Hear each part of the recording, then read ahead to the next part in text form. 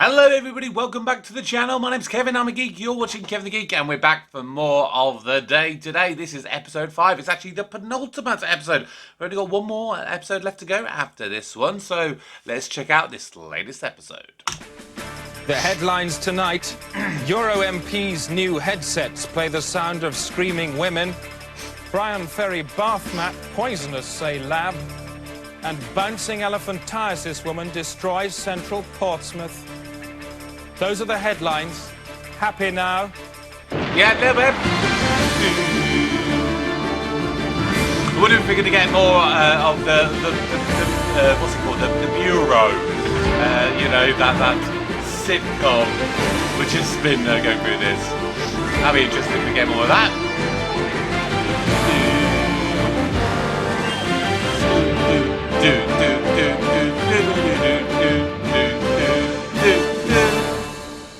Hello, sir. Hello. On the day-to-day tonight, MP in heartless outburst after bomb goes off in Hurd's bath. Well, one bomb's going off in the Foreign Secretary's hand, but all he does is say, well, I didn't need that hand anyway. And a warm handshake from Michael Heseltine for the children he is about to release into the woods and shoot. How do you do? Nice to say hello to you. The Bank of England is in chaos following the discovery that the pound has been stolen. As the news broke, trading rooms were plunged into chaos. Even seasoned campaigners known for grace under pressure reduced to squawking the day's panicked cry. What's happening? What's happening? The pound was stolen at 1:30 this afternoon by thieves dressed as cleaners. They drove a white Montego. Helicopter police gave chase, but despite the shunt, the men escaped, making good with their legs across open ground. As city markets crashed and flew off, the government tried to stabilise the economy with an emergency currency based on the Queen's eggs, several thousand of which were removed from her ovaries in 1953 and held in reserve. What? This meant anyone mad enough to seize on the panic selling of dead pounds could become a dollar millionaire in less than an hour. How much money have you personally made today? Probably about 10 million. Wow. Throughout the day, bank officials have refused to confirm the rumours that the pound was only vulnerable at all because they removed it to play with at lunchtime and forgot to put it back. Later tonight, we'll be asking Malcolm Rifkin for his view and asking him why he likes pulling the legs off live dogs and shooting foreign policemen. The Day Today, Homicide News. I'm Alan Partridge. Yeah. Hello. Rally driving. The championships start tonight, but here's what I got up to this morning. Hi, you join me with Susie Herper, one of this Britain's top lady rally drivers. Susie, you're going to be subjecting me to some atrocious punishment. What's that? Well, I'm going to take you around the course that I won the rally on recently. Right, fantastic. And the stickers, what are the stickers for? Advertising. It's as simple as that. Yeah. Yep. It really is Simple. that simple. Before we go around the course, just to explain, this is a modern camera that will be watching all my facial movements. It's the size of a slim Panatella cigar. One more thing, it's a great model, it goes like a bomb, and the car's not bad either. Come on, let's go burn some rubber. See you, mate, sir. Oh, hey, hey, spunky lady. Hence the bumpiness. Yeah, certainly know how to handle this bitch. You keep her in line. I like it. It's good. You take another scruff of the neck and you let it know who's the queen. The car's the bitch. You're the queen and I like it. Yeah, whoa. Yeah. Sounds like it's got no wheels. Okay. Easy. Easy. Whoa! See what I'm doing with the What's steering? that? What's that? Yeah. Why are you stupid? Well, whilst driving like she was, maybe big and clever on the rally track, it certainly isn't on a housing estate. Remember, lives matter. Chris.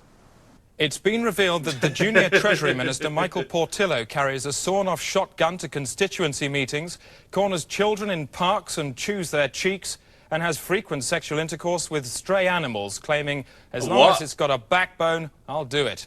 That story we reported last week and have since discovered it to be untrue. Paul Botang. There's some stuff in this show Do is you just feel that weird, young isn't people it? are taking the right cues from their culture? I think young people make a contribution and indeed form the culture in which they live and in which we all live. How do you feel about some of the more dangerous elements of their cultural melee? I don't know what you mean by their more dangerous elements. We're talking bang. I'm talking guns. I'm talking about people like Uzi MC, the Blood Rap movement, Herman the Tosser. How do you feel when young people are presented with the sort of stuff that they're churning out? I think it's rather sad. When somebody listens to Herman the Tosser? And I think that there are very many young people who are turned off by that violence, by that sexism, by that racism, and by that homophobia. Are you levelling all those accusations at Herman the Tosser? No, I'm not. Herman the Tosser is not someone who has invaded my own particular consciousness. And he clearly, although clearly he has invaded yours, it is a concern of yours. It sounds to me rather. It sounds to me too. It sounds to me rather. And it sounds to me too. Rather an unpleasant name. but he may be a delightful and inoffensive person. The day today. The last scintilla of doubt just rode out of town. The American serial killer Chapman Baxter is to be executed today by the dead body of his last victim. Barbara Wintergreen. Excuse me? Florida State Penitentiary and killer Chapman Baxter has dug deep into his past for tomorrow's execution ceremony. The best kind of justice would be if my last victim, Colin Acavito, could be dug up and he could kill me.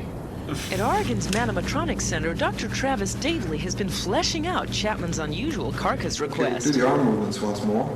Coffin Boffin Travis has undertaken to manometrize Colin Acavito, the manufacturer blasted in the past. He's even helping him to speak from the grave. There's three sample voices. The first one is a kind of generic voice. Justice. The second one is Martin Sheen. Justice. And the third one, it's my favorite, Louis Armstrong. All of America is electrified by this vigilante victim. He's appeared in a cavalcade of front covers and chat shows and has squeezed new life into fruit juice ads. Dangiest fruit juice you've ever tasted. And there ain't no. Live wire Acavito is dating supermodel Kendall Ball, who seems stuck on the stiff. Colin's kind of cute. He's strong and silent, and doesn't bullshit me like other guys. Do you get to spend a lot of time alone together? Well, no, because Travis is always with us, but I kind of like it that way. I've got this little dream whereby there's a whole village of reanimated corpses, and if you like, a kind of control tower in the center of that village with a bank of monitors, and I control all the corpses. Why use corpses? Why not normal people? Why don't you just leave things the way they are? Yeah. Because normal people, because I wouldn't have my tower. I want a tower. The day of justice, and Baxter gets to renew his acquaintance with a body of evidence. In whose voice do you wish justice to be done? Martin Sheen. Thank you very much. You may proceed. Colin needs a few moments to decompose himself before delivering a stiff charge to Baxter. Justice.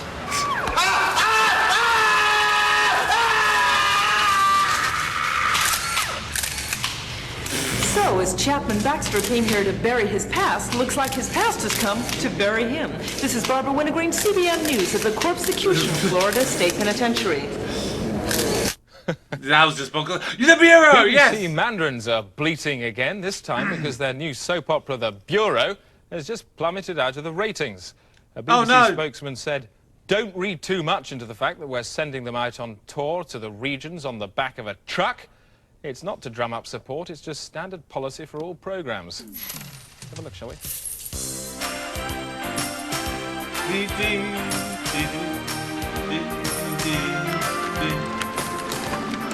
Oh! Maria. Bureau on tour. Yeah. You know I'm gay. Well, do you think it's possible for a gay man to love a woman? Yes. Of course it is, Guy. There's no rules to love. You've got to follow your heart. Maria? Yeah. I love you. Oh. Trinity.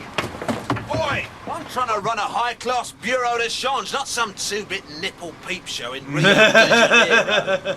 Ange, where you been all day? We've been worrying about you. It's not Ange anymore, actually. It's Mrs. Hennity to you. Whoa! Plot twist!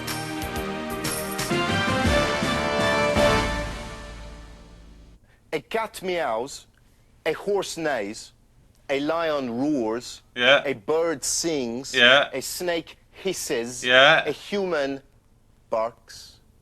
Time now for business with Calately Sisters. Thanks, Chris. You do it! Get it now! No, you get it! It's over there! Arguments like that broke out on the international markets today when economic talks collapsed and Spain withdrew from the world and began trading with itself. The peseta burst open at 4. The pound was barely audible this morning. It rotted by 3.9 points against the dollar, and there was further bad news for coat developers Watney Heckbulb, who were ordered to cease trading because of bad burping. Chris. On now to the money markets and a quick look at the international finance arse. And there you can see the US and Japanese cheeks started off with a gap of 2.4, but increased trading forced the two together to form a unified arse at around lunchtime, which held for the rest of the day. In summary then, oh no, Chris? For us. Some of this stuff, you just think, what the hell were they smoking when they wrote all this? Second night running, London's police are out in force clamping the homeless. The new measures have been in operation since Monday and are already proving successful. The clamps are bolted on to any homeless person found asleep or motionless after 9 p.m. at night. This is the time when London's street people start accumulating in doorways, many of them drunk and pissed up on booze. The clamps ensure that any homeless who has caused a blockage is forced to stay put when they wake up. They've probably been sick too. They are then prosecuted and punished. And reaction to the new measures has been strong. So far, we've spoken to Kim Wilde. Does it make you feel bad when they clamp homeless people on the Strand? When they clamp them? Yeah. Businesses on the Strand getting in people to clamp them so they can't move away and then they're persecuted. And then they're the kids in America. Whoa! I didn't know that. That's awful. Would you call for clamps to be illegalised? Certainly on human beings, it's obscene. Environmation from me, Rosie May. A revolution in household heating is sweeping across America. Frozen fire. Normal fire is solidified in special cold furnaces and packaged for home freezer storage. It can then be defrosted at a later date and poured onto logs. Frozen fire saves heat. The echo from the nuclear bomb which destroyed Hiroshima is set to devastate the city again. Half of the original blast has ricocheted off Jupiter and will strike Japan in 2041. It's not yet known whether the city will be evacuated. I'm Rosie May. Tread not on the forest leaves. What a beard! You tread on my face. Today is the anniversary of 1944. People did different things then and lived different lives. This day-to-day reminiscence package features contemporary memories and footage from a time when a 5-speed, 3-litre Ford Capri was the stuff of a madman's dreams. Maybe we're going to see Gary Sparrow travelling back in time. Situation like in those days? Oh, it was dreadful. Of course it was dreadful. Sometimes we even had to eat bits of the house, bricks, and the mortar was tastier than the actual bricks because, I mean, after all, that had been mixed up once, and so you could mix it up again. We used to try to get it off other people's houses, of course, first, and houses that had been bombed and broken down. But sometimes you had to eat your own house, and it was better to find yourself without a house than without food. Electricity was very, very expensive, but you had to have a light of some kind, so we had the perhaps, I don't know, we thought it was quite a good idea. You see, babies have such a lot of energy. They're always on the go. So we used to connect the house to a baby, and that used to keep the lights going. Oh my God! Is that where the whole idea from the Matrix came from? That a human is a battery. Did it take its inspiration from this? I don't remember much about 1945 because that was the year that was my hibernation year. Can I have your name? You'd go and get your ticket and find out when you had to hibernate, and then you'd be given just a few weeks to get yourself organised. And, you know, you knew you had to keep going. We got into a box and curled up, and you went to sleep. It was our bit of the war effort, really, to keep ourselves out of the way.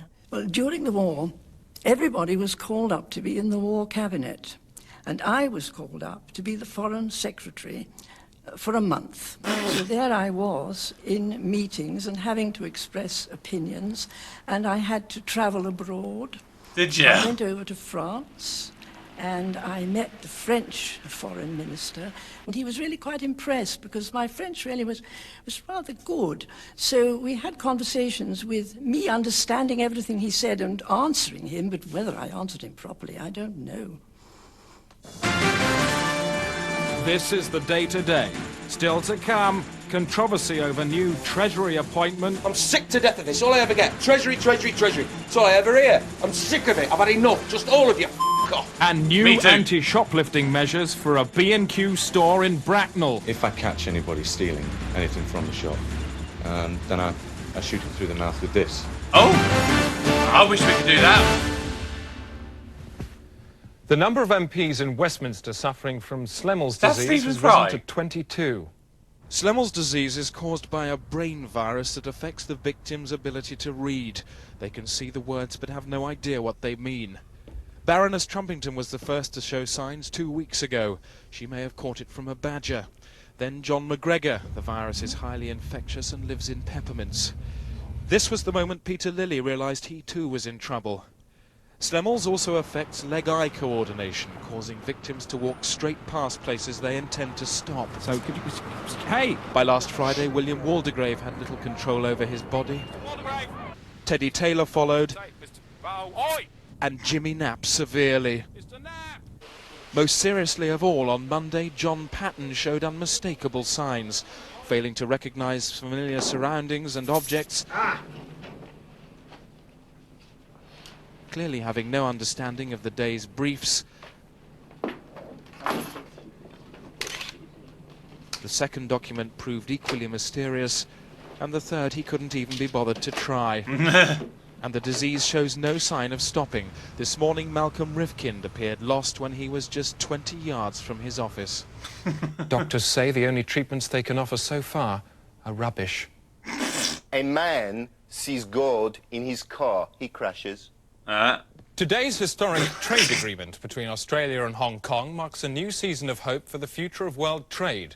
The two countries have been at each other's throats for years, but now the hatchet's been buried by a treaty which allows unrestricted trading between all parties at all levels. I'm joined now by Martin Crace, the British Minister with special responsibility for the Commonwealth, and Kevin Hawtrey, the Australian Foreign Secretary in Canberra. Gentlemen, this is pretty historic stuff. Well done. A future of unbridled harmony then, Australia? Yes, I think Martin Crace and I can be pretty satisfied. It's a good day. And if, as in the past, Australia exceed their agreement, what will you do about it? This is a very satisfactory treaty, which I'm sure will work well. Naturally, if the limits were exceeded, then this would be met with a firm line, but I can't see this being necessary. Mr. Hawtrey, he's knocking a firm line in your direction. What are you going to do about that? Well, in that case, we just reimpose sanctions as we did last year. Sanctions? Hang on a second. They've only just swallowed their sanctions and now they're burping them back up in your face. I think sanctions is rather premature talk. Certainly, if sanctions were imposed, we should have to retaliate with appropriate measures. But I can't see... Appropriate measures is a euphemism, Mr. Hawtrey. You know what it means. What are you going to do about that? Well, I just have to go back to Cabinet. And ask them about what? Well, I don't know. Maybe it's a matter for the military. The military? I think military measures is totally inappropriate reaction, and I think this is way, way over the top. Sounds like you're being inappropriate, are you? Of course I'm not being inappropriate. Martin Crace knows that full well. This is the sort of misunderstanding that I thought we'd laid to rest during our negotiating period. Misunderstanding it certainly is. It's certainly not a treaty, is it? You're both at each other's throats. You're backing yourselves up with arms. What are you going to do about it? Mr. Hawtrey, let me give you a hint. Bang! What are you asking me to say? You know damn well what I'm asking you to say. You're putting yourself in a situation of armed conflict. What are you plunging yourself into? You'd like me to say it? I want you to say it, yes. You want the word? The word! I will not flinch. You will not flinch from... War. War! Oh. Gentlemen, I'll put you on hold. If fighting did break out, it will probably occur in Eastman's Town in the Upper Cataracts on the Australia-Hong Kong border. Our reporter Donald Bethlehem is there now. Donald, what's the atmosphere like? Tension here is very high, Chris. The stretched twig of peace is at melting point. People here are literally bursting with war. This is very much a country that's going to blow up in its face. Well, gentlemen, it seems you have little option now but to declare war immediately. Well, this is quite impossible. I couldn't take such a decision without referring to my superior, Chris Patton. He's in Hong Kong. Good, because he's on the line now via satellite, Mr. Patton. What do you think of the idea of a war now? I'll take that as a yes. Very well, it's war. War it is. That's it, Chris. It's war. Oh, my word. War has broken out. This is a war. Yes, it's war. From now on, the day... Of course, the journalists are the ones that caused the war to break out in the first place. Today we'll be providing the most immediate coverage of any war ever fought. On the front line and in your face, Donald Bethlehem. Standing by, Douglas Hurd. The day-to-day smart bombs have nose-mounted cameras. This is Smart Bomb Stephen, and that is Susanna Gekkelois. I'll be reporting from inside the fight. Like some crazy Trojan. And keeping an eye on everything that's going on out there at the day-to-day news pipe, Douglas Trox. Chris. But first, the weather from Sylvester Stewart. Oh, of course, we've got to have the weather. And now the before weather, war. starting in the southeast, where the sun should plop through after a dull start, a bit like having your hand sewn back on after a farming accident. Let's revolve the weather collar now 70 degrees to the Midlands, where I was first bereaved.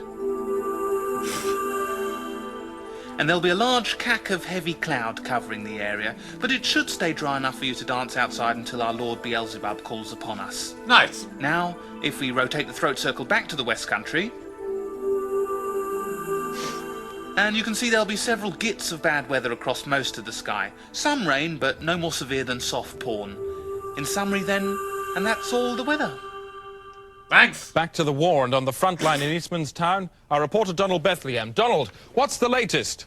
As I swilled the last traces of toothpaste from my mouth this morning, a soldier's head flew past the window, shouting the word victory. Seems to be a lot of action behind you there. Have you seen any fighting yourself? Today I saw an old woman on the ground. She was lying in a pool of her own tomatoes.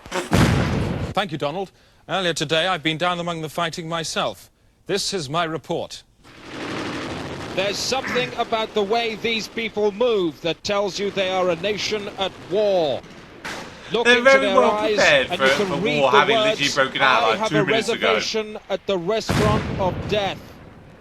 It's a messy bistro with a bad name for soiling its customers' clothes. We've seen only one napkin in 4 days.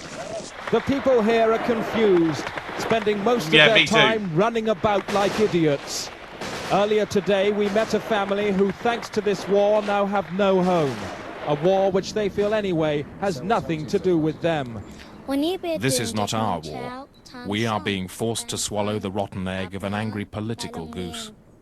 That boy is now a war orphan. One more victim of what they call here the desert confetti. I have a child about his age myself. When I phoned him 10 minutes ago, I told him to move out of the house to make room for his new brother. Back live now. Progress on the day-to-day smart bomb. Jonathan, get rid of Hurd. Thanks. Well, as you can see, Chris, there's the missile cruising about 2,000 per second, trying to locate the target, the soldier it's aimed at. There's the soldier, it goes in through the mouth, there, down the esophagus, into the stomach. There's the explosion. Absolutely bang. That's the day-to-day, bringing you another tear on the face of the world's mother. Alan, sport. Thanks, Chris. Thanks, Alan. And now some late-night soccer results. I'm Alan Partridge. This is Division 2. Hull Paragraph 5, Portsmouth Bubblejet 1. Sheffield Hysterical 3, Chunky Norwich 1. Richmond Arithmetic versus Nottingham Marjorie match postponed due to bent pitch. Good night. To what? Bent pitch?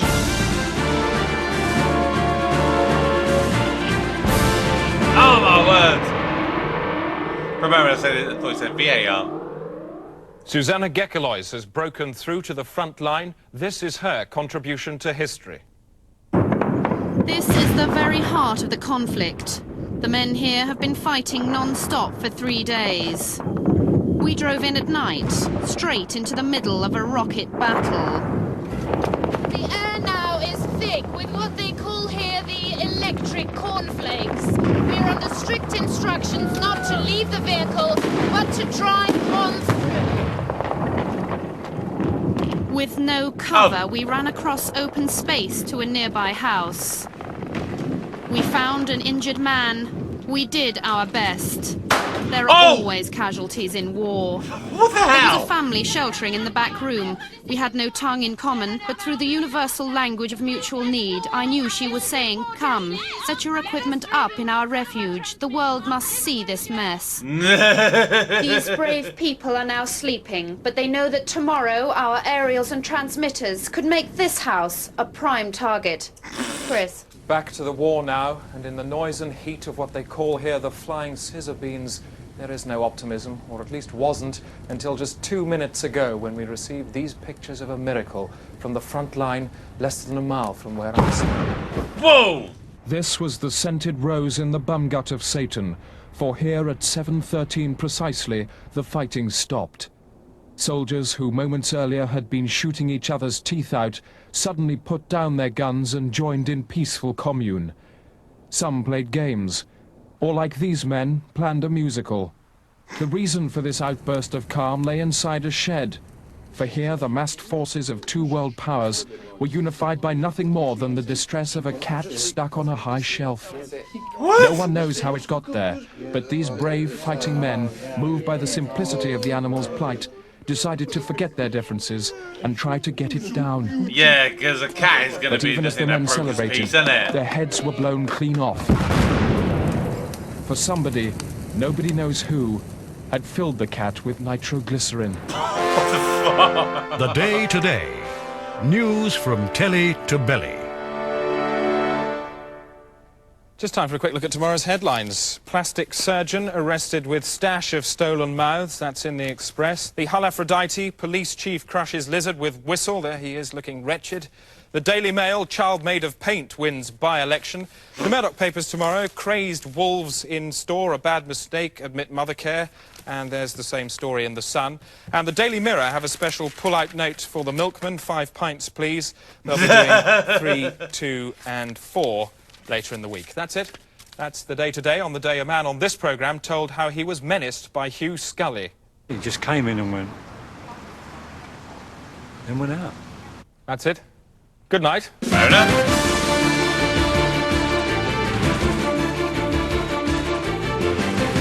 Let's just see what they do in the outro.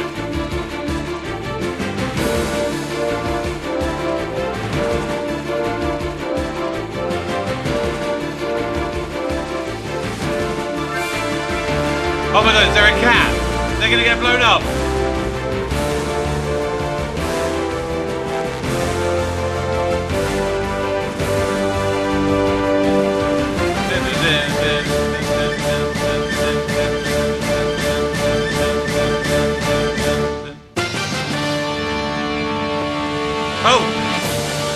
Available from now on commercial video.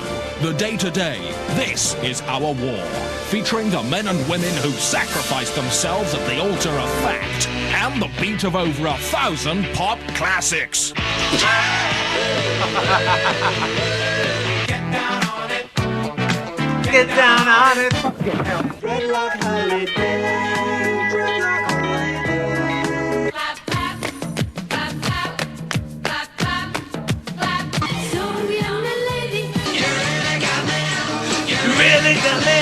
Gotta stop sucking up. Gotta stop sucking up. Yeah, yeah. Stop, stop, stop, stop. I'm wishing on a star.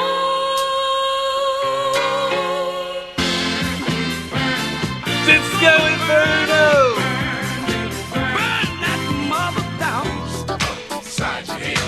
Oops, upside your head. Upside your head. Baby, hands up. Give me your heart. Give me your heart. Give me. Hands up. The Day Today. This is Our War. Bang after bang after bang after bang. What a random... Oh my god. This show is without a shadow of a doubt literally the most bonkers thing I think I've ever watched.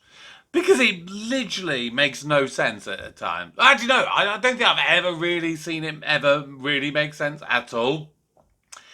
It's literally trying to go, this is normal. this is like so disturbing it can't be shown on TV. Let's try and find something about here.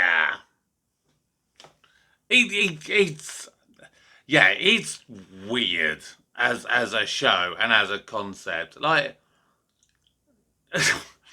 I don't know honestly what to say with this show. I mean, I guess in my head I can understand why it didn't go on past one series, because at times this is a real slog to get through. I'm not going to lie, it is a bit of a slog at times. There are moments that are brilliant and really tongue-in-cheek and funny, but a lot of stuff just makes me go, what?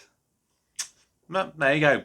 But we've only got one more episode left to go. We've got episode 6 next month, and then the month after that, of course, we will be beginning with Alan Partridge properly. We'll be starting with his chat show, Knowing Me, Knowing You, with Alan Partridge. That'll be running every month right the way up through to December, where we'll do the Christmas Yuletime special for that one. So make sure you stick around, make sure you subscribe if you're new, and drop your comments down below. But for today, my name is Kevin, I am a geek, and you've been watching Kevin the Geek. Goodbye.